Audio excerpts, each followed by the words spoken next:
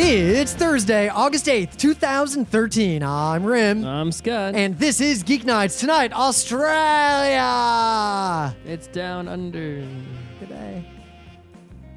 Let's do this. Yeah, so like we said last week, we're back from Australia.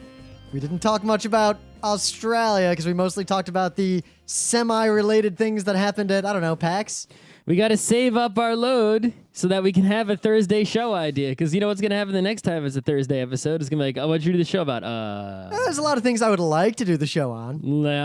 Yeah. All bad ideas. Lots of good ideas that I bet if I brought it up and I mentioned one or two of the ideas I had. Any idea, and the listener would say that it's a great idea. I think the listener is usually on my side. There is no idea you could say, no matter how bad it was. Like, talk about starfish. Listener would fucking be like, fuck yeah. I could talk about starfish for about 4 minutes, and I'd be out of starfish talk. They're cute. The legs grow back. There's big ones and small ones. I like them. It's kind of funny the way they move around. The way they eat is cool.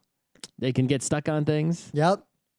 Their little beak is kind of cute. No, I'd say they're cute already. Yeah, but the beak is particularly cute. Unless the star part is cuter than the beak part. They have a different kind of symmetry. Yeah. From what we have in many ways. Mm-hmm. Yeah. I think we could pad that out a little bit with some banter back and forth. I don't think you have 19 and a half minutes remaining of starfish stuff. I get the feeling that the listener is usually on my side, and I think you're correct in that sentiment. So, anyway. I don't know. We keep stealing that listener joke. Points to anyone who knows what we stole it from. Whatever. So, yeah, not going to talk much about news, but we got some Australian news since we were just in Australia. Yeah, basically there's nothing going on in this country. Yeah, there's no, like, NSA scandal. A man named Wiener didn't show his dick to people again. That's not news either. That's the same old, at least to us, because we live in this country, so we hear about that stuff There was a mass shooting right before we left. There was a mass shooting while we were gone. There's a mass shooting, like, yesterday. Yeah, that's not news either. Yeah, exactly. So we're going to talk about Australian news. The only Australian news I noticed when I was there that wasn't sports was this news about a refugee boat or two. Now, it was interesting. It wasn't clear how many there were because I was paying attention to other things, and I only saw this news in passing. But what I noticed was that all the places I saw news around, like newspaper headlines, on TV, it was pretty much almost entirely about this, with a secondary thing about how some states in Australia, are going to legalize gay marriage ahead of the federal government doing it. Mm-hmm. But it's interesting because it's rare that the news in the U.S. would have an issue like that held the forefront. Is it just because we have more scandalous kind of news that makes national attention? Is it that we have more international connections, so more stuff makes it to be news? It was weird to see a single narrative lasting for weeks. We weren't, no. You don't know. It was basically in the news the entire time we were there, which was just about 2 weeks. We weren't there for weeks. We were there 4 weeks. No, we weren't. We were there. All right. Under 2 weeks. Yeah, more than 1 week. Therefore, plural. No, for it to be weeks plural, it must be at least 2 total. Anyway. Nope, it was 1 full week and then portions of another week. So weeks. That doesn't make weeks. It involved 2 weeks. That makes over a week. It involved 2 individual weeks. This is Rim's strategy of exaggeration. My point is simple. If you're going to exaggerate, you should just do what I do and do extreme hyperbole. Be like, in the news for like a fucking 10 years. I don't think that was much of an exaggeration. Also because I had noticed that news before we went, and then it's still in the news now. Anyway, so yeah, some boat full of people who came from what country?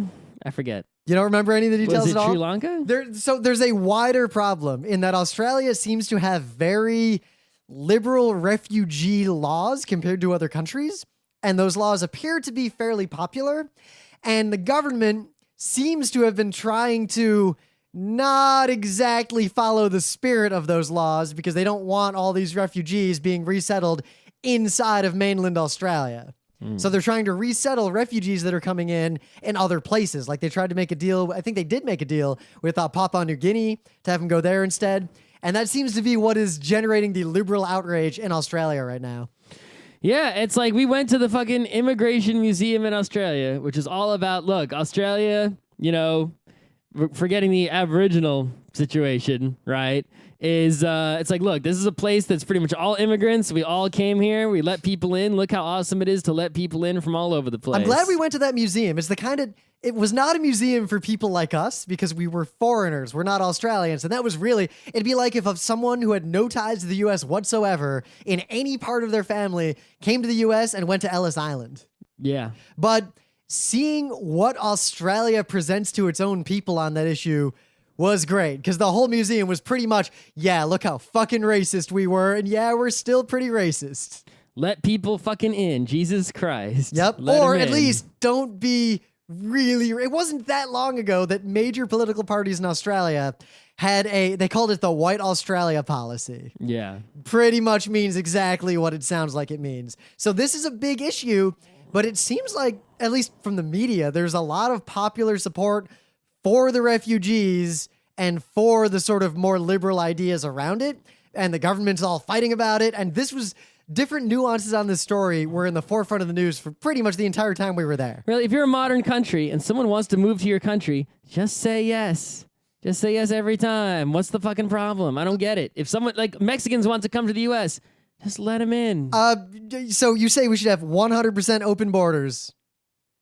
Yeah, why not? That wouldn't cause If any you're problem not a whatsoever. freaking criminal. All right, so already you have to have a system to not let anyone in and vet them if you want that requirement. Yeah, but you don't like set some number or something, right? And if there's like a you know, actually, you kind of do to a degree, especially because people who immigrate fresh to a country tend to not go very far from where they came in and tend to settle in a very small number of places, which would put extreme load on local infrastructure and services, coupled with the fact that U.S. Places don't really have very good social services for people who don't speak the language very well and don't have a lot of money. those people moved here. They're just moving from one piece of land to another piece of land. If there's no infrastructure there, yeah, you're the person who lives there. All You right, Scott, build it. What if more people than can comfortably and safely live in Finland want to go to Finland? It's a small place. Now what? They just let one person in and it literally pushes another person out into the water? It's up to those people that live there, right? You know, to do what? To take care, To- right? to More possibly pass a law? New York used to not be able to handle that many people, but you know what? Millions of people moved here and they built really big buildings. So Yeah, they and could you know all what? fit. There were decades of misery in here as a result. This is Earth. Everywhere is miserable. In this What are you apartment right gonna- now is only slightly miserable. So you're basically saying, okay, someone else is miserable and I'm happy, so I should keep that person miserable to maintain my happiness. No, I'm saying rather than that- spread the misery more evenly. I'm saying that ridiculous idealism really falls flat in the face of basic pragmatism. Anyway, This is the issue here's that's in the situation. national news. There's a boat full of people. There's no reason not to let this boat full of people move to Australia. But that's not what the arguments are all about. That boat was sort of a catalyst. They're saying, in general, what should the policy be? Because there's been a fairly long-standing flood of boat people, which is kind of what we've been calling people who came here from Cuba in the past. If someone comes from Cuba, we should also let them in. They All right. boated all the way across the Caribbean. What if everyone in all of Europe simultaneously decided to come here? Sweet. That wouldn't work. There'd be mass starvation along the coasts. Okay. That's okay? Yeah, I would just, the people would come here and be like, oh, why did we come here? And then they would move. Where would they move? They'd die of starvation before they could move. There wouldn't be that much food along the coast anymore. The point, if people are moving away from a place, it's because they didn't like that place and had problems. So they move to a place that doesn't have problems. If that place starts to have problems, people aren't going to be attracted to that place anymore. And yet you did not want to do a Thursday show on immigration, but seem to have a lot of opinions on immigration. Well, this is when the news. Listener, should we do a show on immigration and continue this argument? You could send a news on and you could say any idea. And people will say yes. So, Do you want us to do a show on X? The answer is yes. well, the letter X is not that It's not up to the listeners what show we do. I say it should be. No. Let's do it. No, I'm not. Why shouldn't we just do whatever other people say? Why deny them happiness? Why say you don't get to have any input? You individual person, but It's we not take your input show. from other people. It's not your show. Yeah, it's not your country. Yeah. See what I did there?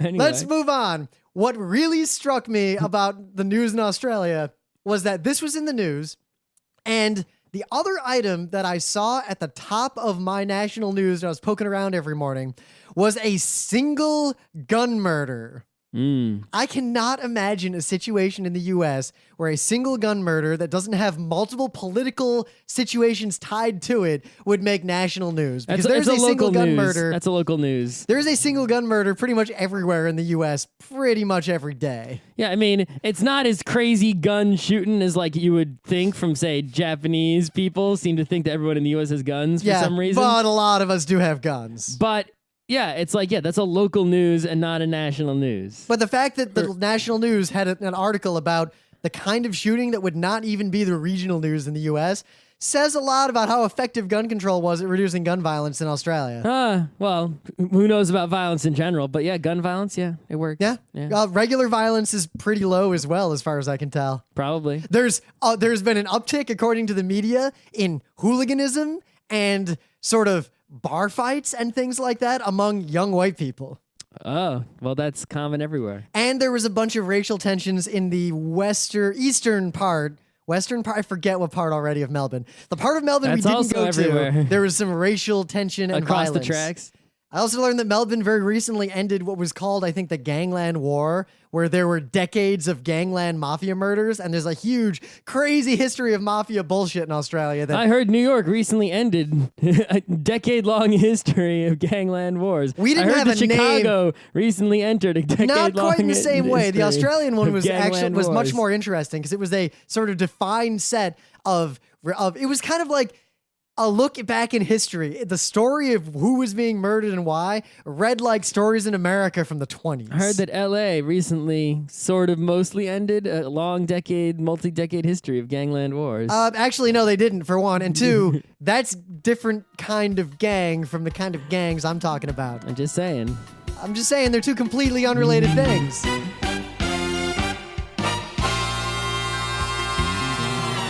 But anyway, things of the day. So I found this video of a machine that makes and by then the way, launches... the things of the day are the only things in this episode that aren't Australian. I could have found an Australian one if I tried hard enough. I didn't even think to. Yeah. And I haven't uploaded any pictures from the trip yet. This is a machine that constructs a paper airplane from a single sheet of paper and then launches it. And it appears to be able to do this in rapid fashion. Pew, pew, pew. And I thought that was really cool. It's awesome. But then there was a related video. Uh-oh. And that related video was actually pretty great. Basically, by this related video, I stumbled upon the community of people who is dedicated to making crazy origami paper airplanes out of single sheets of paper using no tools other than a single pencil or pen. Yeah, I knew these people existed. I assumed they existed. I just never searched for them on YouTube. In fact, I interacted with them because when I was a kid, I did Science Olympiad, and one of the events had to do with making paper airplanes under similar constraints that would either go for distance or airtime. In the paper airplane contest, I almost won for most flips, but I was short by one. I had put... Mine went up, and it went and then hit the ground. I made a pretty good paper airplane to compete it was going for airtime. It would go up in the air, and it would basically kind of circle very slowly for a long time and eventually come down. But the kid who beat me... I still don't know exactly what he made, but the airplane went up and just went across and up and then flipped over and went across the other way and up and flipped over, and it did that basically forever.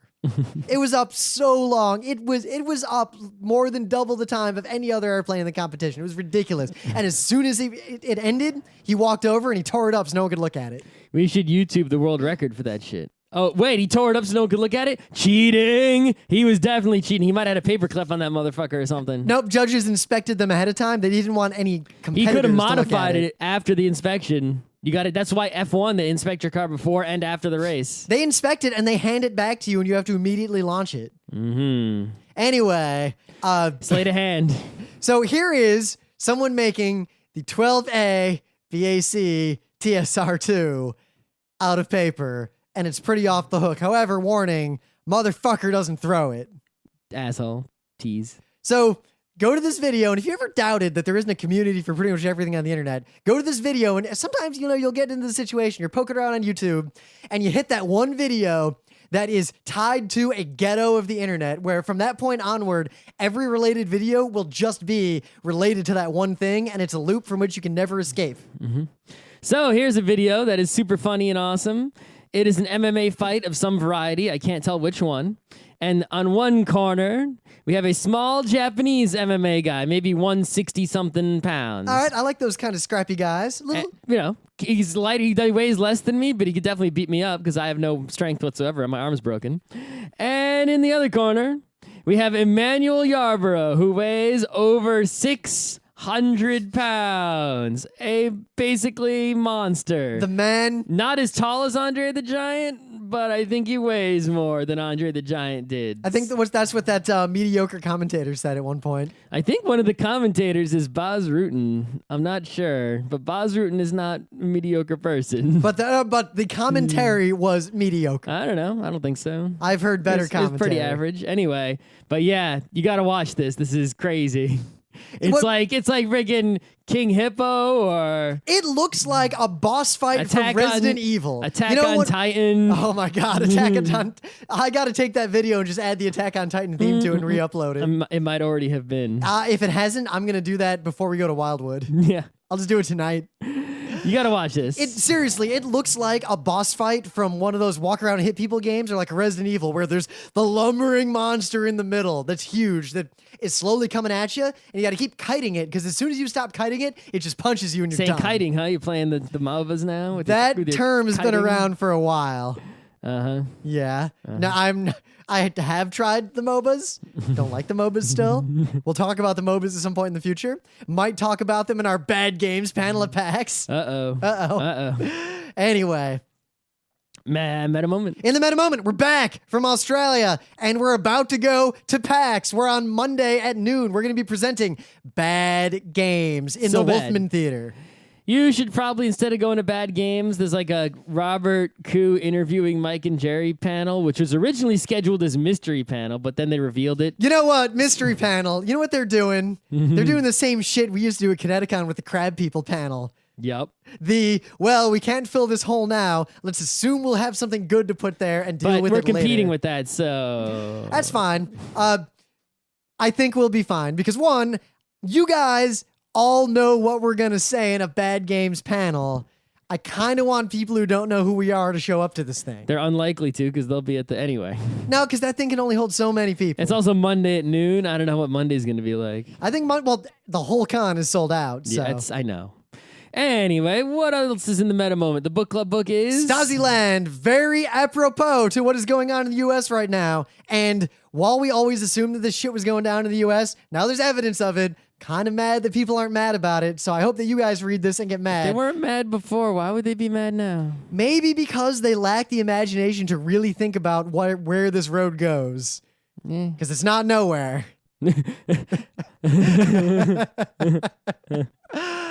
Other than that, after PAX, there's going to be kind of a calm down period. I don't know if we'll go to the New York Comic Con. We skipped it last year. Kind of done with the New York Comic Con. There's nothing really there that I need to see, but I know. There will be MagFest. What? I'm doing it quiet like it's too soon to bring out my full power. You can hear the MagFest in the distance. It's out there. It's a few months down the road. I kind of want to make a YouTube video on how to do the MagFest roar at MagFest. Do it. Like video other people doing it and make the thing. Because MagFest is going to be off the hook and crazy awesome like it always is. We will be there doing our usual thing. And so will... Oh, right.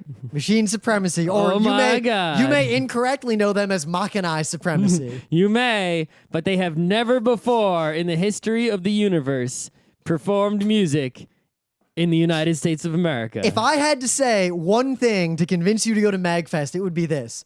I love PAX, if you can't tell. Scott, PAX is a big part I've been of Scott. to every PAX since 2008. We flew to fucking Australia to go to PAX Australia.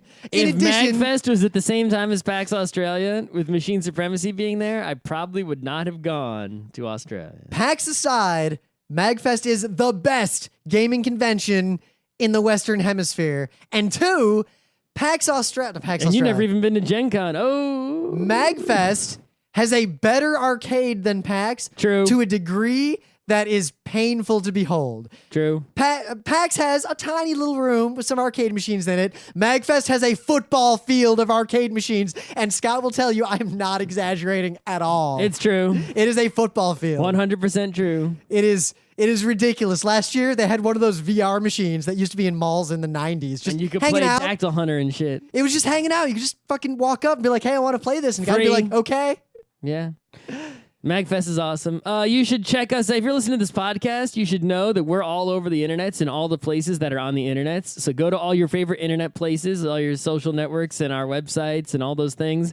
And if you go to frontrowcrew.com, you can have help finding those places. Also, we're slowly uploading videos from Kineticon and PAX Australia Yeah, and other YouTube places. is one of those places. Lots of our old lectures are on YouTube.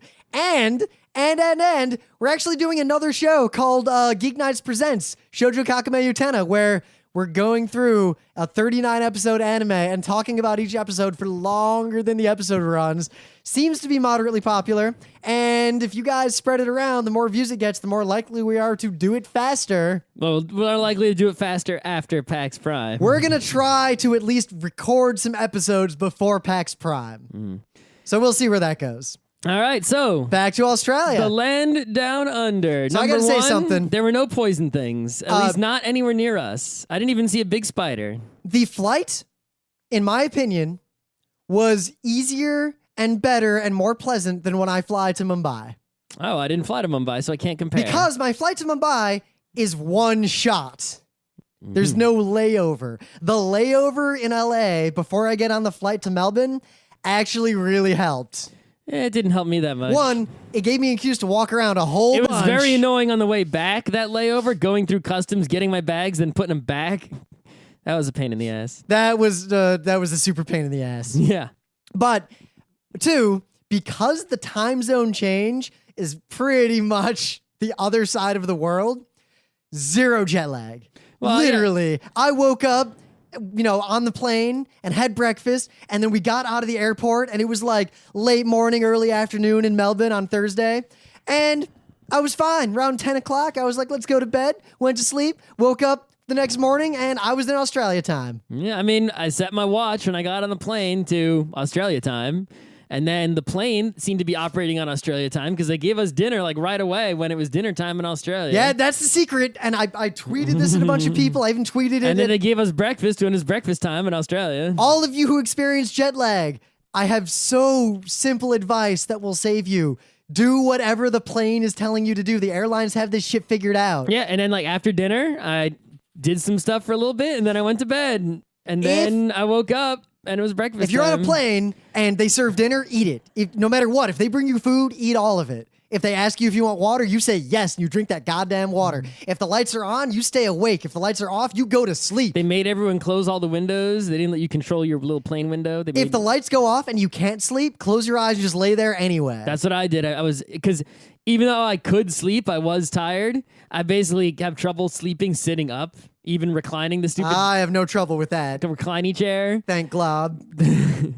So I was just sort of, uncomfortably drifting in and out. But that was, it was shitty sleep, but it was sleep. And I was rested when we landed. And Yep. I did the same thing on the way back. So Melbourne Airport, whatever, all normal. It's the first Except time. for their gigantic duty free. That was not a gigantic duty That's free. the biggest duty free I've ever seen. That was an average size duty free. It was like they make you, as you're walking to the gate, you have to go through this incredible duty free like wonderland. Yeah, to fly through Tokyo or something sometime, or go to Istanbul. Okay. But it's like, why would anyone buy this full priced garbage? So we landed, and we got a bunch of Australian money from an ATM. Australian money is awesome. Australian money is the best. One, the default bill is the 50, not the 20. Yep. Two, the bills are different colors. And different sizes for blind people. Three, they have a really cool clear part on them, and every vending machine and everything takes cash, and it just works every time. Mm-hmm. The coins are great because they don't have pennies, and while Well, they're not having pennies is great, but the coins are flawed. I don't think they're flawed. They're okay. So here's the one thing, right? I So think they're, in fact, the it's opposite of good. flawed. It's good that the gold money is worth something and the silver money isn't, right? So you can easily separate worthwhile money from unworthwhile money. But Why is the $2 coin smaller than the $1 coin? Easily, because you're going to carry a lot more $1 and $2 coins around because they're useful. Any big coins that you get by accident, you leave as tip the next chance you get. No, but I'm saying, why were the 2s smaller than the 1s? Because you're going to carry more of them than you are 1s. Yeah. Because that the smallest bill is a 5, and they don't even seem to ever give you 5s and change. They just give you a pile of those coins. And you know what? I did an audit of my pockets because this is an issue that really bothers me, the fact that the US still has pennies. One, I noted that pretty much because tax is already included in everything, prices are rounded to the nearest dollar pretty much everywhere. Yep. Maybe the nearest 50 cents. There was 1 or 2 times where something was like $9.95, and I was seriously 95. I haven't seen that in this country anywhere. Yes, I almost never saw. I got maybe 3 or 4 nickels in the And entire when time it's I was there. $9.95, it's like, yeah, the tax is built in, so I got a nickel and change. And I was like, really? Yeah, those are the only times I got nickels. But my pockets had fewer coins in them on average that were annoying than I have in the US. I had a lot of coins in my pockets that were annoying, but then I would just dump them all out because they were these worthless silver coins. See, I didn't get a lot of those silver coins because I left them for tips everywhere. Anyway, the $2 coin, the US should get rid of the $1 and $2 bill, replace them in $1 and $2 coins, get rid of the quarter, and replace it with the much superior 20-cent coin. That 20-cent coin was so much better. I didn't use any silver coin at any point to pay for anything. I use my 50-cent coins a lot too. I took a stack of 50-cent coins and used them to buy. They came out to a bunch of dollars when I was at the. Basically, I put all those useless coins in a bag. Yep. And I took them with me home. And when I was at the airport about to leave, I took all the big 50-cent coins and bought like 2 candy bars. And I was like, oh, got rid of those big fuckers. So we get out of the airport, we check in our hotel, we wander around Melbourne, and we decide that we want to get some food. And we walk around, and the first thing I notice is that Australia, you seem to be a land primarily of meat wrapped in pastry bread. That was most of the food. That was the default food. Yeah. The secondary default food was the sandwich. And I got to tell you, we live in New York, which is, while not the king of submarine sandwiches, because we don't have them effectively. The king of other sandwiches. Normal sandwiches, New York was until this point the king, but Australia, or at least Melbourne, my hat is off to you. Well, okay, so if you're talking like Carnegie Deli, it's like, no, my hat is not off to you. All right, I agree. You didn't have a competition for that. But, I agree. But if you're talking about the average place, right? You just walk into a deli or a cafe, and they have that little display case refrigerator that has sandwiches in it. Usually in New York, when you go to one of those places that has a display case refrigerator with sandwiches in it, it's all the same paninis, the same wraps, the same sandwiches. They all look really bland and mediocre. Like, yeah, I could eat that. It won't poison me. It will taste fine. But it is not something I want or would actively seek out. Oh my God, I ate a lot of sandwiches just Melbourne, because they looked so good. Almost every place I saw with a display case refrigerator had sandwiches that were obviously made at that place. They were using a high quality bread and high quality ingredients and a clever and interesting, flavorful combination. Those sandwiches were so good, but they got nothing. They looked like restaurant presentable. But I didn't eat as many of them as I wanted to because I kept getting meat pies instead. I tried to eat a nice mix of things. Yep. But I got different kinds of meat pies, and I was amazed. I had a curry one, and I had a lamb one. There were pasties. Pasties seem to exist in a small number of places in the world. A small number of places in the United Kingdom, Albion, the northern upper peninsula of Michigan, and apparently all of Eastern Australia. Pasties. Look them up. They are delicious. You might have heard of them in Neil Gaiman's American Gods. Mm-hmm. That's where most people seem to learn that pasties exist. Mm-hmm. But all that food stuff aside, we decided to eat at this pub. They're like, oh, we'll get some pub food. And there was this prefix that looked pretty good. And this is when our adventure began. This was the first point where we ran into culture that was different from our own. There was a surreal experience. We only had one other surreal experience the whole time we were in this country. So we go into this pub. And we walk in, and it's not really clear where to go. There's like a bar area, and there's some people hanging out. Well, it's sort of food. a weird in-between lunch and dinner time. Yep. But there was a prefix thing, like advertised outside. It was pretty cheap, and it looked good. It was like pub food, like bangers and mash and that kind of stuff. And we kind of look around and go, there's one bartender. So like, yeah, how do we get food? And she's like, oh, well, you can sit up here, or you can sit downstairs.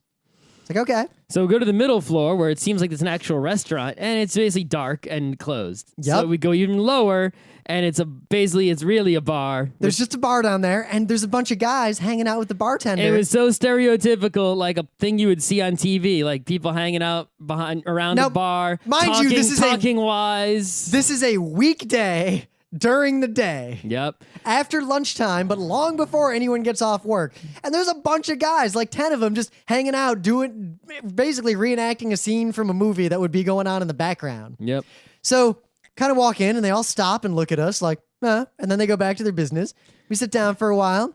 It's not obvious how to order food. Yeah, they asked us, like, like, should we go upstairs? Like, well, you shouldn't go to the middle because that's closed. And we're like, all right. So we sit down at a table and no one really talks to us or anything and tries to serve us. So we're like, oh, guess this isn't how you get food. Yep, there were no menus or anything. So eventually we just kind of walk back upstairs and go to the regular part. And we'd go to the bartender and ask for food because no one came to ask us. Yep, and then after that it was fine. So we get our good food, we're eating it, there's people hanging out, and there's a mix of people in this bar, like a surprising panoply of people. And then a panoply? A gentleman. Not a panoply. A gentleman, an elderly gentleman, dressed in that sort of shabby but fine way. Like he was wearing fine clothes that just looked like they were kind of old and worn out. Mm-hmm. And you're wearing like a jacket, and he walks in, and he bows to everyone, and sits down at the piano that's there, and just starts singing the kind of song. Well, he asked the bartender if he could play the piano, if it would be all right. Yep, and if she was like, no worries, go for it. And he just starts playing at the piano, and then he sings what I can only describe as a British pub song. I don't even remember the song, but it was weird. It was one of those songs that like you'd expect someone to sing and a bunch of people are singing along with him around a piano in a movie from the 20s. Mm-hmm. And then he stops playing and he gets up, bows to everyone, and just walks out. He said something to us about like, he was like a performer and his stage is the street or something like that. He kind of sounded like James Mason. He was, a weird, eccentric kind of guy. And all this just kind of happened while we were trying to get lunch in this pub. And then we get our meal. We leave like a $20 tip and we go to walk out. And the bartender's like, whoa, what are you guys doing? Come back here. We're like, what? There's no tipping in this country. I am paid very well. Yeah, apparently the minimum wage is really good there. Yeah, for service people, it's like $25 an hour. Well, it varies. For service, like that kind of hospitality it's not services. locked in at some number. Apparently, it can be like if you're a high school kid, it can be way low, like $8. And if you're, if you have more and more years of working, it goes up and up. And it can be like, I think it's around $16, $18, something like that. But it seems like all the bartenders and waiters and people make $25 an hour. Yeah, people are getting paid real money there, so they don't need your tip. And there's also things like reward wages, which I still can't figure out what those are. And also, they were almost as complicated as the Myki card. Yeah, there's also concessions, which is like if you're old or infirm or something. Yeah, concessions I figured out pretty quick were old innings. Yeah,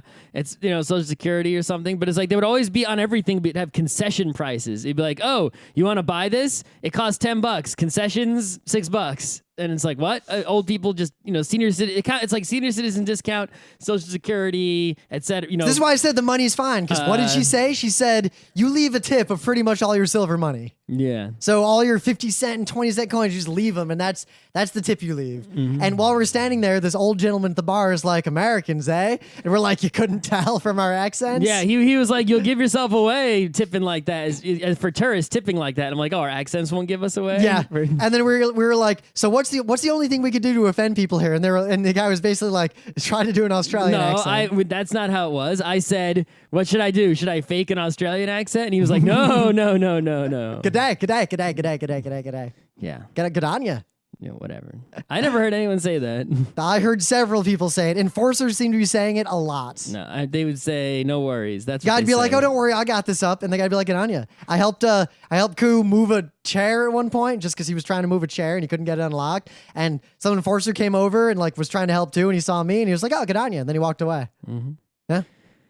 Anyway, So yeah, then we went to PAX. Then we went to PAX. PAX. Festival. PAX, No, PAX, wait, PAX, you missed a PAX. very important part. So we spent the other part of that day walking around the city, walking around, looking around. All right. Scott almost got hit by a car immediately because he looked right instead of left to jaywalk. That happens. Also, people don't really jaywalk in Melbourne, and the reason for this is because cars are actually going pretty fucking fast there because traffic's not that bad. And also the streetlights. There's super help for the blind there. So, like, if I'm blind, I'm moving there because every street, like the buttons to tell you when to cross and the lights and the... Tokyo's like that, so is Istanbul. All right, the bumps on the sidewalk. Yeah, way better than in New York. Hell, so is fucking Mumbai. But I got way used to it because I was basically using the noise to tell me when to cross the street and not the lights. And I was worried that I would get messed up when I came back to New York. I realized I the reason that wouldn't mess us up is because we don't look at the lights in the U.S. either. That's right. But yeah, you can't. It's actually kind of dangerous to jaywalk. Also, there's trams, like actual trams. And there's all these pictures everywhere that show like rhinoceroses hitting you. Oh my god, that rhino picture was the best. And it's basically trying to say like, look, the tram weighs as much as like a bunch of rhinos. Don't get hit by it. Yeah, so mass transit in Melbourne, they don't have a subway, which kind of... They sort of did. We didn't ride it. The subway has 5 stations. It's basically, from what I could tell, it wasn't used very much. Well, because they're building it right now. Yeah. It's going to connect all the major transit centers inside of the city, apparently. Mm-hmm. And they've got light rail, and they've got trams. The trams do not replace subways. If New York had these trams instead of subways, it would be a disaster. New York used to have those trams. Yes, those trams... Each tram in a fully loaded situation holds fewer people than one subway car. Correct. But they run pretty much constantly, and they're really good. My take on these trams is that they do not replace real mass transit. New York needs the subway. Mm-hmm. But they augment mass transit because they replace walking. Right. So a lot of times, for example, the S subway, that could be replaced by a tram. Yes. Right? You know, you just cross town walking. So it's like if you're walking and you have to walk 3 blocks from the subway station to a place, well, you would start walking, and if a tram happened to pass, you would get on it, and then it would take you the rest of the way.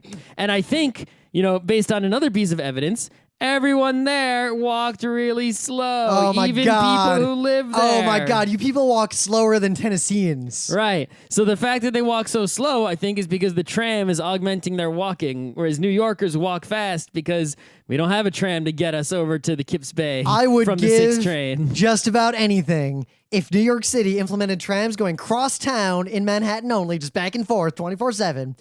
And in that nebulous area between Queens and Brooklyn, like that area, if there were trams just going up and down every street there, that would make New York City the best ever beyond what it already is. Well, you know what would be so great about that is basically all the slow people would get on those and I would walk and the sidewalk would be empty. Yeah. So I could get there even faster just by walking. So we wanted to use the tram, and we'd been warned ahead of time that you can't, like, it's not like New York where there's a thing to buy a Metro card in every subway station.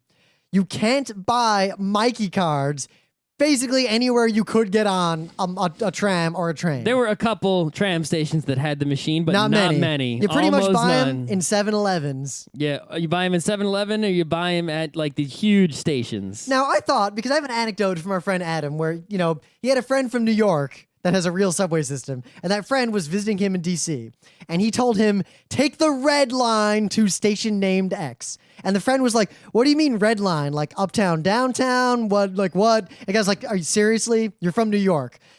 If you look at a map at any station in D.C., it will look like the New York subway map drawn with crayons. You'll figure it out. The D.C. Metro is Fisher-Price first subway for Baby's a New Yorker. first subway. It is.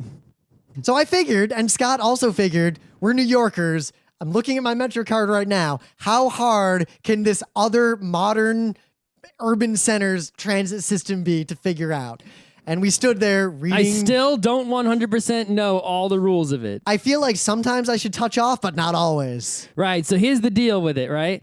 Is they've sort of done something that New York didn't do. In New York, a Metro card will only get you on a bus or a subway. It won't get you on Metro North, the light rail. It won't get you on special express buses. It won't get you on the path. Yep. It won't get you on It won't even get you on AirTrain. Yeah. It doesn't. Well, it will get you on AirTrain, but only if you have dollars, not if you have infinite swipes. Now, they gave you a way to put dollars on an infinite swipe card. Oh, did they? Yeah. I didn't know. That's Put new. an infinite swipe card and you can add cash to it. Oh, nice. I didn't know that. All right. So, but anyway, but yeah.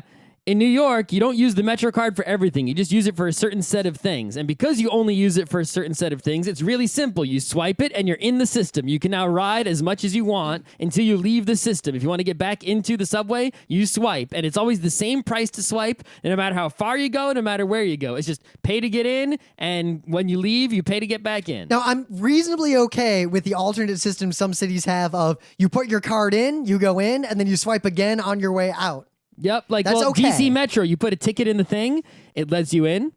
Then on your way out, you can't get out. You put your ticket in the thing, it sucks it in, and it lets you out. So it's you can't not figure out how it works. You buy a ticket to where you're going, and the turnstiles force you to obey the system. So we there's stare no at this confusion fucking thing. whatsoever. We can't figure it out for the life of us. So There's finally, Myki Pass and Myki Cash. And I know, and I Myki- go to a machine. I'm like, all right, and it gave me two options: top up my Myki card. I didn't have a Myki card yet, or buy a Myki Pass. Mhm. And it was obvious I didn't want the Myki Pass, but I hit top up, but I didn't have a Myki card to put in. So we went to this hub in the main train station. We were staying right across from Southern Cross. I was thinking about Super Dimension Century Southern Cross. I was thinking of that every time we walked past, entered, or exited that station. Or Soten no Ken. So we go into this PT hub, which is like the place where tourists and people can get help. And there were other people in there, some of whom were native Melburnians or at least Australians there for PAX, who themselves could not figure out the fucking Myki card. Yep. Apparently it's Basically, relatively so new and here's no how one it works. understands it. Yeah, here's how it works. It's a card you use to go anywhere.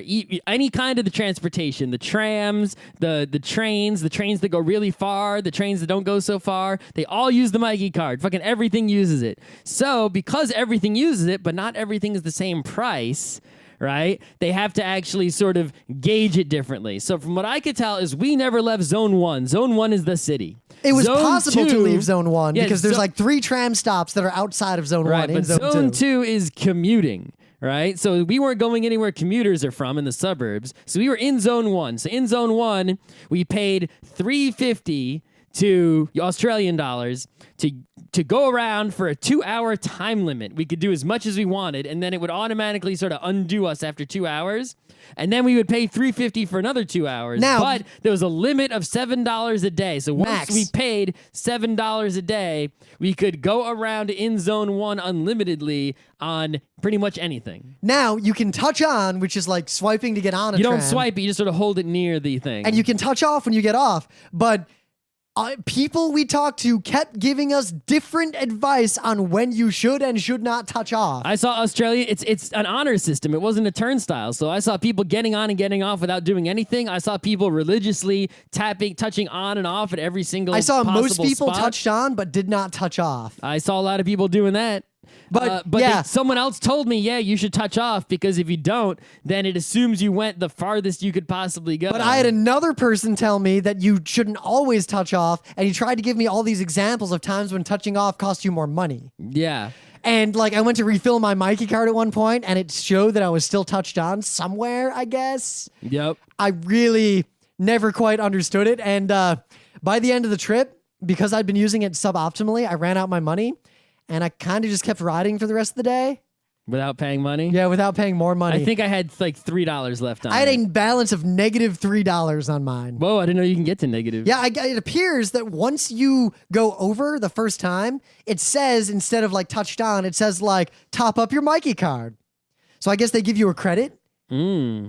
So, But yeah. then if you try to fill that card, you would have to put in the money and even more money. Yep, and it costs money for the Myki card. But so the cards are anonymous, so why not just throw the card out and buy because it costs $6 to get a new card. So just go for credit lower than $6. I think the maximum credit you could get is like $3 and change. Oh, okay. Because you touched on once. So you're better off refilling it than buying a new one. Yeah. Clever. Clever girl. Anyway. So yeah, I would we just steal someone else's card from the ground. point is we couldn't figure it out, and neither could most of the Australians we talked to. But they did tell us that apparently even the Myki system, as messed up as it was still better than other cities. Like they told me that in Sydney, you have to buy a paper ticket for everything to go from point A to point B. Like everything is Metro North or whatever, and that's not good. Istanbul is plastic tokens. That's cool. Yeah. I like that. That's because you buy tokens. They were super cheap. It's fun. Like that's like the old New York City tolls used to have I kept a couple of them. toll It tokens. basically costs like a quarter to ride the subway in Istanbul. The thing with the toll tokens is like if you had a token, it'd be like Easy Pass. You drive up, you throw one token in, you drive, you keep going forward. You don't have to make change. But if you needed to buy tokens, you basically stop at the toll, hand the guy a 20, he would give you like a fistful of tokens in a roll, and then you would drive away, and that would cause long lines at the tolls. Easy Pass is way better. They had an Easy Pass kind of system there. It was just called something else, like E-Tag. It worked. Yep. I think it made a little noise whenever it charged you money, and they didn't actually have like booths. It just sort of charged you money as you went down the highway. So the trams worked fine as like local mass transit. We used them the whole time, and they were pretty much great. Mm-hmm. It was nice being in a modern city. Skip around a bit. Food. It was interesting We talked about food. So Asian food. Oh. There is a Chinatown Yep. in Melbourne, which was about 1/3 Japanese, 1/3 Chinese, 1/3 Korean, but then interspersed around all of those zones was pretty much every other Asian nation. Yeah, I mean, there's a lot of Asian stuff there because it's really close to Asia, and there's a lot of Asian people there. Yep. And we noticed that there were teppanyaki and hibachi restaurants. And they were actually called teppanyaki and hibachi appropriately, as opposed to the U.S., where everything is called hibachi, even if it is teppanyaki. Yep. So we decided one night that We haven't had teppanyaki in a long ass time. So we Googled for the best teppanyaki in the city of Melbourne. And we went to it. And it was really expensive. It was really good. And really good. And what I thought But was it wasn't as expensive as it appeared because remember, between the built-in tax and the no tipping in restaurants because they're getting paid well. Yeah. But it raises, obviously that causes the prices of menu items to be raised. Like it says $70 on a menu for like some of the things. But really, that's the equivalent of like a $45, $50 meal in the U.S., right? Yep. So expensive, yes, but not as crazy expensive. Like a $70 meal in the U.S., I would have been like, hell no. So we had a PAX shirt on, and the girl who seated us was like, "Oh, you went to PAX? Oh my God, I was there too. PAX is the best." Mm-hmm. And that played out many times throughout our trip around the city. People went to PAX and knew PAX and were totally chill. And we kept meeting PAX people all around the city in like gaming shops and on the street. And even someone we met at the con and hung out with, we tweeted like, "Hey, we're going to go eat here." He just showed up, Yeah, cool guy. hung out with us. I think his name, that's Paul, right? Yeah. I think, yeah. Cool guy. Cool guy. And yeah, the other thing I noticed kind of generally He's is not that good at Hive, though. He's got to improve his Hive skills. all the Australians we talked to, even people who didn't have great jobs, had a lot more disposable income than the average American. Well, things are more expensive, so I hope they did. Yeah, but in terms of their purchasing power, like people who, if the equivalent socioeconomic class in the US at a con would go eat McDonald's because they literally cannot afford to eat out fancy every night. Those equivalent people with equivalent jobs in Australia appeared to be able to eat out at nice Well, restaurants on a remember, we regular were in basis. a downtown fancy city, so, you know, we didn't really go to areas where poor people live. I did running, and I just kind of kept an eye out, and the restaurants everywhere were nicer than the equivalent restaurant would be in the U.S. Nice. Okay. That was my experience. I have a ton of pictures from a lot of the kind of like normal residential, like the equivalent of far out Queens places. Something else that really surprised me in Australia was how big the Queen is. She's kind of a big deal. Well, there. we're walking around the botanical garden on Thursday, and Scott keeps seeing this building. Well, we saw, okay, so in the distance, we see this castle, basically tower with a flag. And I'm like, whatever that is, it looks touristy. It looks the kind of place that Australians won't go. It also looks like a castle.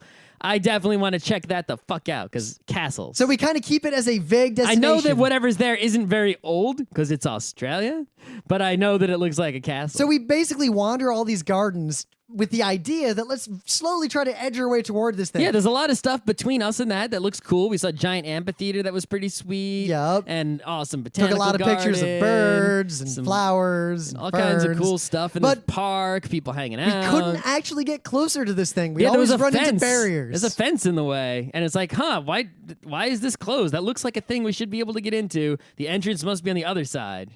And so I see an Australian guy walking around in the park. It was pretty quiet because it was a Thursday weekday during the day in a giant park. And I'm like, hey, do you know if I can get in there? How I can get in here? He's like, oh, no, the governor, that's the governor's house. You can't get in there. Maybe twice a year they open it for like one day for people to go now, in Scott, and take a I look. believe at this point you were thinking, what, elected governor? Yeah, I was thinking the governor of Victoria, the person who was elected by the people to be the governor of Victoria. Sort of like Gracie Mansion, the mayor lives in New York. But no, then we realized this is governor in the Sid Meier's Pirates governor. Yes, the governor, as in like, please, sir, may I have a letter of marque and go privateering to bring back riches for you, governor. And I was like, now I really fucking want to go in there. And you can't. Can't go in there. I'm going to go in there. I don't care what kind of international incident is going to happen.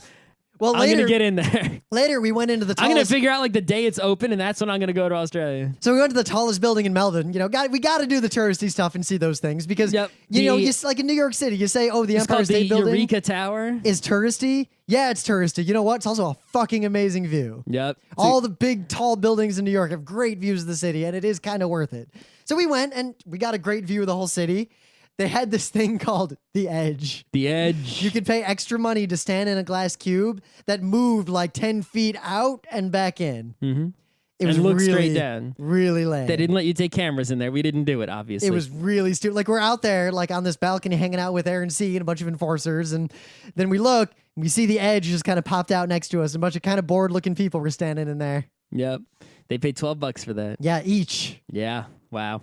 And we could see the governor's house, and I think we could have hang glided there or base jumped there. Something like that. Apparently, the previous tallest building in Melbourne, they told us a story that someone put a restaurant at the top, and then some people went to that restaurant, got drinks at the bar, and then base jumped off the balcony, which is awesome. You know, here's the story. 4 daredevils do a base jump from Rialto Towers after cocktails. Sweet. I knew of this story because it's one of those things that was on FARC, and you just knew about it a long time ago, but like it was in a collection of like crazy cool things people have done, and I didn't realize it was in Melbourne. Yeah. And that it was right there that it happened. Badasses. And I did not realize the full extent of what these awesome dudes did. Awesome people, heroes. This is the awesomest thing. I encourage more people to do things like this. I do as well, even if it gets you arrested, which it probably will. In the Dude, US, it would probably get you really I will arrested. say one thing. If you get arrested after successfully base jumping, that is a badge of honor. Yeah. That's like an achievement. Got arrested. Did a base jump that got you arrested. I would put that on my resume. It's like, yeah, I was arrested. Yeah. For base jumping off the Empire State Building. I would also put that on my resume. That's the kind of thing. It's one of those situations where the judge should, yes, it was illegal. Here's your punishment. I'm also going to high-five you before they put the handcuffs on. That's right. Trying to think. So we'll jump around. We went to an Aussie Rules football game. I almost want to do a separate show. That was on Friday. I feel like we should do a Tuesday show on Aussie Rules football. Yeah, let's just say that it was sort of a combination of professional sports and college sports in the way the fans reacted, the way the game is played. I like certain aspects of the game, and I also dislike certain aspects of the game. I enjoyed it 1,000 times more than any soccer game I've ever seen. That's true. I would be a fan of this sport were it on, TV in the U.S. I bought an Essendon jersey because I looked. Oh, did you actually buy one? They're hard as fuck to get in the U.S.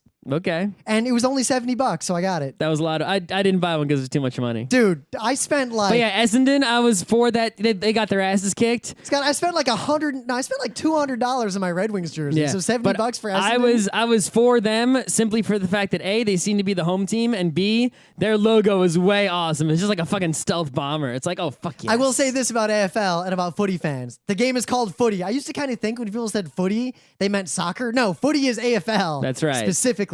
Yeah, it's way easier to say footy than say to AFL or Aussie football. But we went to pretty much the craziest game that like would happen ever. Yeah, basically there were 3. We knew we wanted to go to a game, and there were 3 games happening during the time we were there. And we asked around, and people said, "Well, look, those 2 games, one of them's at one stadium, one's at the other, but those are the shit games. That's like Mets versus other crappy team, right? You don't want to see those games." Like, all right, Lions Browns. Yeah, let's go. One of the games was at the Melbourne Cricket Grounds, which is this huge 100,000-seat stadium, but that was one of the crappy ones. There was also a soccer game. Liverpool was in town to play Melbourne in soccer, which is a huge Hackers took deal. every hotel in the entire goddamn city. So we left town that day because once we found out about that was happening. Yeah, even the concierge was like, yo, dog, there's going to be no hotels in the city. So. Yeah, get out. So that was also at the Melbourne Cricket Ground. So I kind of wanted to go to the Melbourne Cricket Grounds because that was the superior arena, the superior field stadium. But we ended up going to Etihad Stadium where the superior game was happening, which was Hawks Essendon, which were the two top teams. So that's like freaking seeing, the Super Bowl. But it wasn't. It was a regular season game between the number 1 team and the number 2 team. So we went to that one. It was great. I want to make the one cultural thing. Even though it was a blowout. The cultural yeah, we rooted for the wrong goddamn team. That's for sure. The cultural observations I want to make about it in this show, as opposed to the separate show we'll do on footy. 1, you can bet on fucking everything. Gambling is just totally legal. Gambling was legal everywhere in Melbourne. So Scott and I were at the game. And I was like, hey, I'm going to go see if I can place a bet on the game. And I go to the kiosk. You can bet on everything. It was like first team to 20 points, first team to 30 points, first team to this, point spread in either direction, number of behinds. Like you could bet on anything. It was crazy. I would not bet on that. And horse racing, I saw horse racing everywhere with betting everywhere. It's like we used to have a OTB and it's gone now. They have, what was it called? It was like Tats. No, Tats was the private lottery. Oh, right, the private lottery. But I think it was UBT or something that was like the way to bet on sports from pretty much anywhere. And it was like, whoa, there is betting all over the place. They rolled up a truck that just had horse racing betting outside the stadium for Etihad Stadium for the footy. Yeah. So the other thing I want to point out is that at first, if I had stayed for the first quarter of this game and then left, I would have told you that fans of footy are surprisingly genteel because they are. A lot of the people were old ladies. They've been rooting for this team their entire lives. Yep. And it was a very interesting anti-hooliganism culture. Like, footy fans seem to take pride in the fact that there's very little hooliganism, and they really look down on it, and they really pride themselves in not being soccer fans with all their bullshit. 2, the people were shouting things like, come on, Bombers! Yep. Like these very sort of like, the ref is a joke. That was a joke call, ref. Like it felt just very quaint and very pleasant and genteel. Yeah, after the second half, a man next to us put his hands up to his mouth and yelled immortal words. Shit down his throat. Shit in his fucking mouth. Shit in his fucking mouth and then rip off his head. And it was so beautiful because that was the same man who had been saying the ref is a joke not 10 minutes prior. He was that was the yelly guy pretty much that was standing behind us. But he was so we showed up, right? And the game, like we're hours before the game. We were some of the first people in that there's a guy stadium. sitting in a seat and he yells, footy! I was never more proud of a man that I've met who was a stranger than at that moment. Because and all my mind, I was like, did he just say, hockey? Hockey! That's what this is. I almost yelled, that's what this is, but I didn't want to engage because I was in a foreign land and a foreign sport. And I didn't know all the protocols yet. I wondered if someone else was going to yell a call back to him. But yeah, we'll talk more about footy in another show. So the other big thing we did while we were there is we went to the Penguin Island, also known as Phillip Island. So Phillip Island, to give you a very brief history, penguins everywhere and seals and awesome nature. Australians ruined it by moving onto it and building houses. Yeah, they all moved there and built crazy vacation places like, holy crap, vacation land.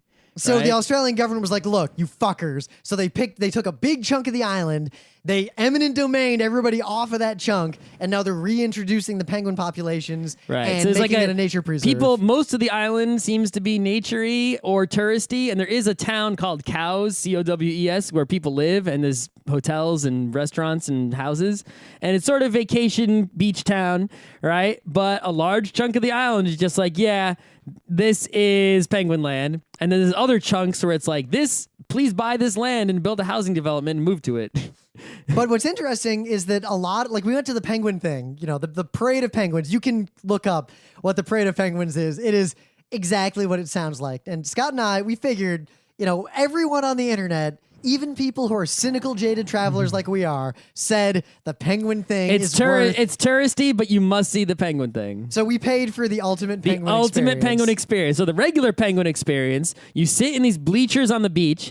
the sun goes down, the moon comes up, they turn on lights so you can see, and these penguins come out of the water and go to their houses at Hordes night. of them. It is adorable.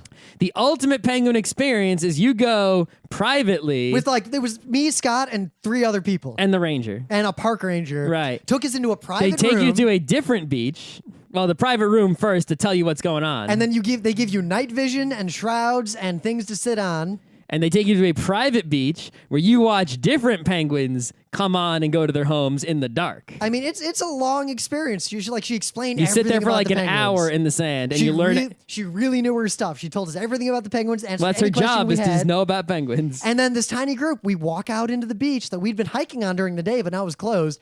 And we just huddle up on the beach in our black with our night vision, and we wait with radios. And then the little baby penguins. Well, they're not baby; they're just tiny. They're called the little penguin. They're like a foot They're tall. also known as the fairy penguin, but the And- official name, I guess, was the little penguin. And the little penguins just form rafts in the ocean. Apparently, they didn't have babies on the land in Penguin Town. It wasn't the time yet. in this time of year because it was winter, so they don't have to come in. Yeah, basically the penguins live in the water. And they also have houses on land, but Like, they have individual houses. They can stay in the water for fucking ever if they want to. They don't have to come back home, really. But they come home to socialize. Yeah, basically it's like going to work and going to the city. It's like they could stay at work for a long time and they could stay at home for a long time and they sleep they seem to be nocturnal, really. Right? Now they're pretty safe in Penguin Town, and we keep saying Penguin Town. No, there is a penguin city. That was basically fucking Penguin New York right there.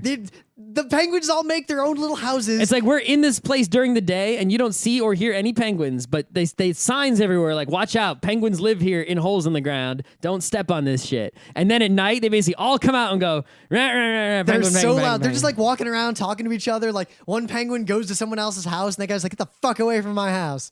Yeah. The females will like find a mate and hang out or go to their mate's house or whatever, and they socialize, and they're super loud and just walking around all night. And interspersed among them are just rabbits everywhere and wallabies everywhere, just hanging out.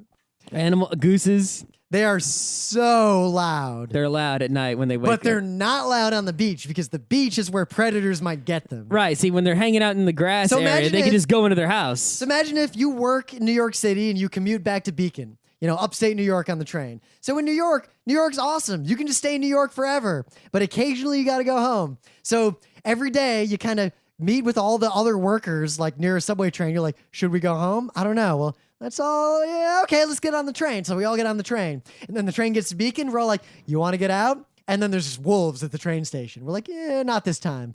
Takes the train back to New York. They group up so that they're safe. They cross the beach in a group. They group up and decide if they're even going to come in. Yeah. And So they you'll talk see to them each like other. they'll come out of the water. First they'll be in the water and they'll form a group in the water where it's safe. Then they come out onto the beach where they basically have no camo and they have to run across the beach really fast. So they'll be in a group on the edge of the water and they'll be like, is there any wolves or foxes on this beach? And they'll be like, oh shit, danger. And they'll run back in the water. And then they'll come back on the beach and be like, I think we can go for it, guys. Let's go for it. All right, let's go. Let's go. And they go. And they run across the beach really fast. So fast and so quiet, but they're also kind of derpy. They keep tripping over stuff. Yeah, but they climb. It's like you think these little floppy fins, like they're meant for swimming, not for walking, but they climb right up that hill, like whoop. What was funny is that there's always a whole bunch of penguins and then that penguin. Yeah, the brave guy. Well, there's the brave guy who goes first, all the normal guys, and then I can only assume that it's that guy of penguins that no one wants to talk to because he's always last by himself, and I think everyone's just hoping the fox will get him. Yep. We saw signs everywhere that like, hey, we're trying to get the foxes off the island. If you see one, call us. We never saw one. The ranger said that they have, through a combination of poisoning and trapping, gotten rid of all but 11 foxes on this entire island. And the ranger was like, yeah, those last 11 foxes are the good God badass foxes. We can't get them. They're the smartest of the foxes. The rabbit in the lion's den. Because It's a apparently badass foxes, rabbit. Penguin City, there really weren't predators A like fox that. in the human's den. That's a badass fox. So if a fox goes to Penguin Town, he'll kill like 400 penguins in a of night. course. So yeah, they're trying to get rid of all the foxes. Duh. Apparently, what's sad is another big problem for the penguins is feral cats and humans who have cats that they let wander around. But due to public sentiment, they don't poison the cats. They trap them and release them on other places. And they still let people own cats, so the cats are pretty much always going to be a problem. I say if you're going to poison the foxes, you should poison the cats too. Yeah, why not?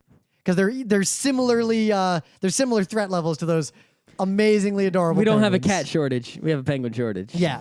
Yeah. But Yeah, having the night vision was kind of cool because the penguins couldn't see us. At first, I'm like, oh, they gave us the night vision. I just want to see the penguins. I'm not going to use it. I can see them without it. No, you can't. It is so dark. It is dark. And two, you see all this other stuff And it was going nice on. to have some darkness after living in New York City. That was the first time in a while I've seen like fucking stars and shit. But the wallabies could see the IR splash. So I'd be like scanning and I'd see a wallaby and the wallaby would see me looking at him like, what the fuck, dude? What the fuck? Because he could see it like a flashlight aimed at him. Yep. But the penguins couldn't see that. The rabbits couldn't see that. Yep. Anyway, other things on that island. Another surreal experience at a restaurant. Oh my God. So we went to this great restaurant that had this great dog and got some great food.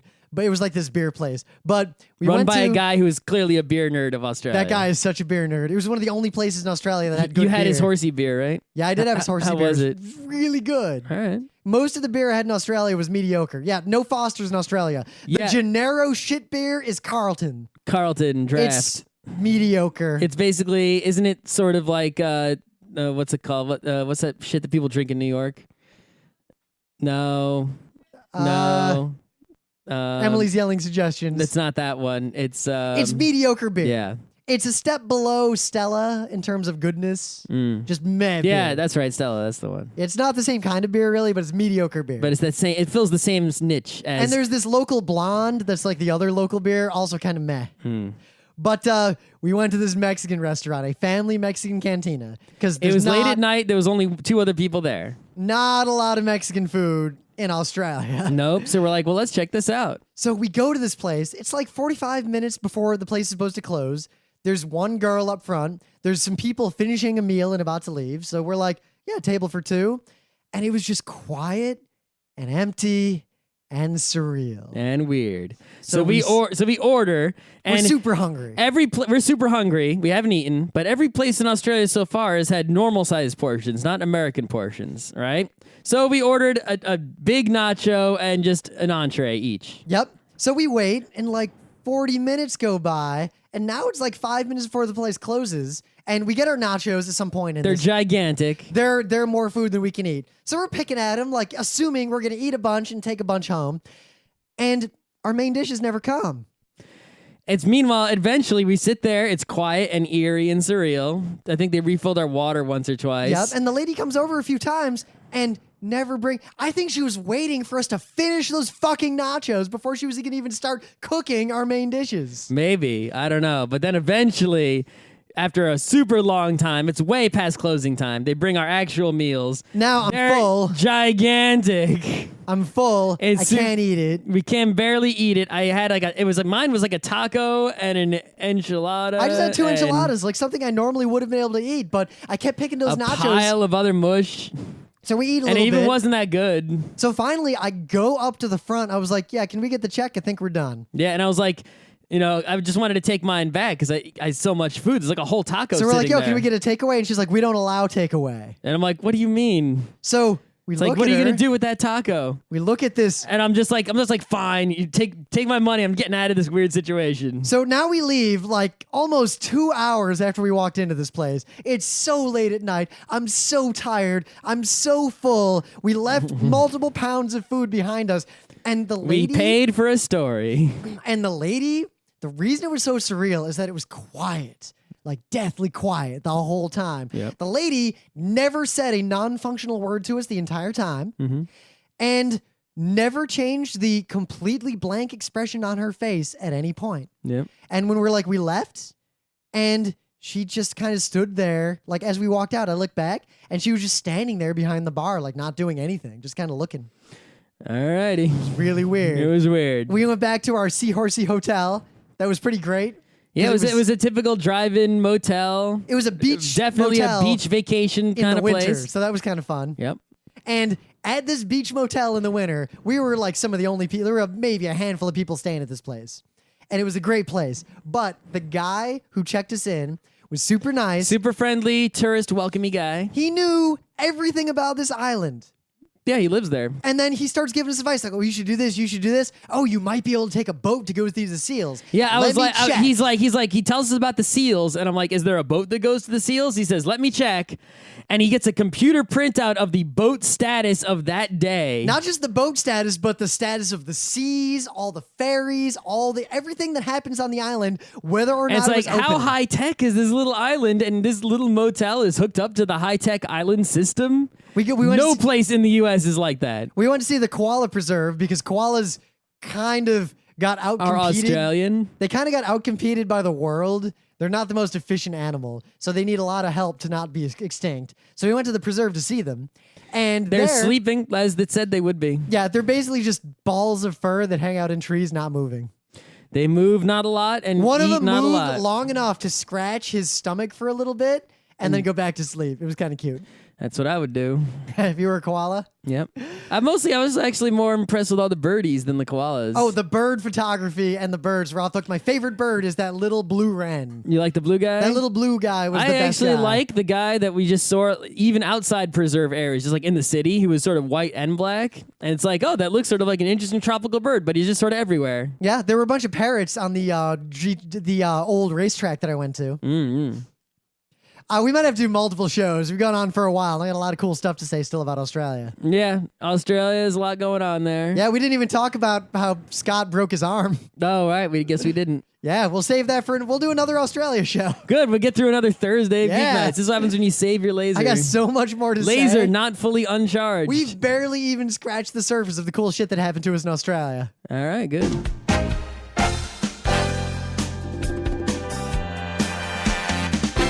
This has been Geeknights with Rim and Scott. Special thanks to DJ Pretzel for the opening music, Kat Lee for web design, and Brando K for the logos. Be sure to visit our website at frontrowcrew.com for show notes, discussion, news, and more. Remember, Geeknights is not one, but 4 different shows. Sci-Tech Mondays, Gaming Tuesdays, Anime Comic Wednesdays, and Indiscriminate Thursdays. Geeknights is distributed under a Creative Commons Attribution 3.0 license. Geeknights is recorded live with no studio and no audience. But unlike those other late shows, it's actually recorded at night.